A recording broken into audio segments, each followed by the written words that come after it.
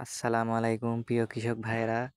আপনাদের ধানের জমিতে একটু খেয়াল করলে দেখতে পারবেন এ ধরনের পোকা, এটাকে বলে মাজরা পোকা। এছাড়াও আপনাদের ধানের জমিতে একটা কমন সমস্যা দেখা যায়, সেটা হচ্ছে পাতা জড়ানো পোকা। উপরে যে পাতাটা থাকে সেই পাতাটা এক ধরনের এই যে পোকাটা এটা জড়িয়ে ভিতরে অবস্থান করে থাকে। পাতাটা ছিঁড়ে যদি আপনাদেরকে ভালো করে দেখাই তাহলে বুঝতে পারবেন। দাঁড়ান, পাতাটা ছিঁড়ে নেই। এই যে দেখেন, এই যে পাতা মুড়িয়ে ভিতরে প্রবেশ করে আছে পোকা। এই যে দেখেন, এই তো পোকা। আসলে এটা হলে আপনারা অবশ্যই পদক্ষেপ নেবেন, এটা খুব গুরুত্বপূর্ণ। আপনার জমিতে এ ধরনের পোকা থাকলে দ্রুত কীটনাশক স্প্রে করার চেষ্টা করবেন। আমি আপনাদেরকে বলে দেবো, ভিডিওটা ধৈর্য ধরে দেখেন কি কীটনাশক স্প্রে করতে হবে। পাতা মোড়ানো পোকার জন্য সাকসেস 2.5 SC এটি স্প্রে করবেন। সাকসেস প্রাকৃতিকভাবে উৎপাদিত একটি প্রোডাক্ট।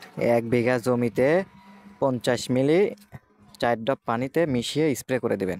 আর মাজরা পোকার জন্য সিয়েনা 6 WG এটা স্প্রে করবেন।